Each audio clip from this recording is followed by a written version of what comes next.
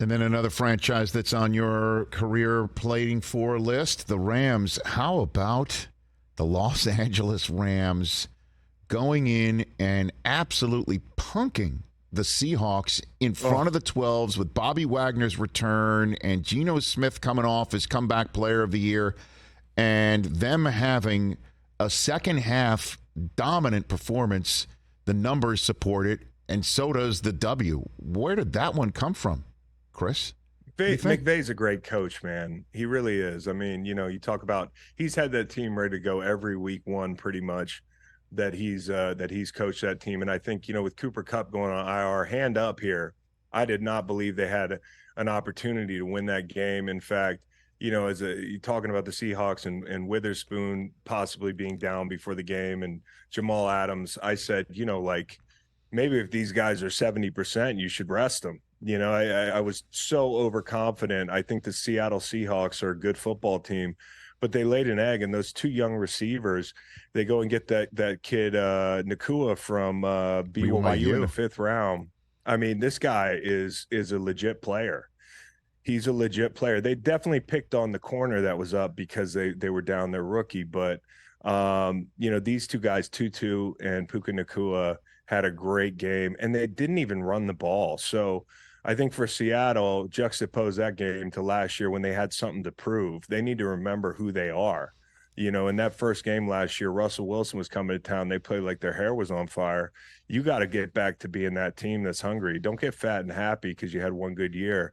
And I think that would be the message in the locker room. Yeah, very rare for me to say this. The Seahawks gained 12 yards on 14 offensive plays in the second half yesterday, and 9 of those 12 came in garbage time at the end. They essentially had 3 second-half yards, and the Rams shocked, and they used a bunch of guys that's on no one's fantasy teams, and that includes Stafford, to be very honest. And the thing that's everyone's talking about more than anything, Chris Long, is the fact that Geno Smith, as he's in the pocket, a microphone, I guess, that was worn by the center, picked up him saying the words, "Oh my God," as Aaron Donald was about to hit him. Did you ever cause anybody to say those words as you were coming towards anyone, Chris? I caused a couple offensive tackles to say "go, go, go," which is something you sometimes hear when you beat a tackle. Like, he'll yell at the quarterback, but it was like Aaron popped out of a closet and he was surprised. It was funny, man. But Aaron Donald looks great.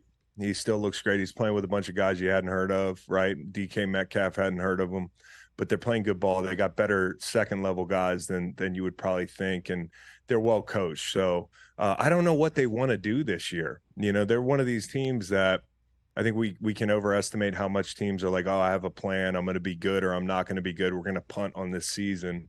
I've said for a long time that the Rams should be hitting the reset button. I caught a lot of flack last year for saying they should trade Jalen Ramsey and Aaron Donald. One of those guys is gone now.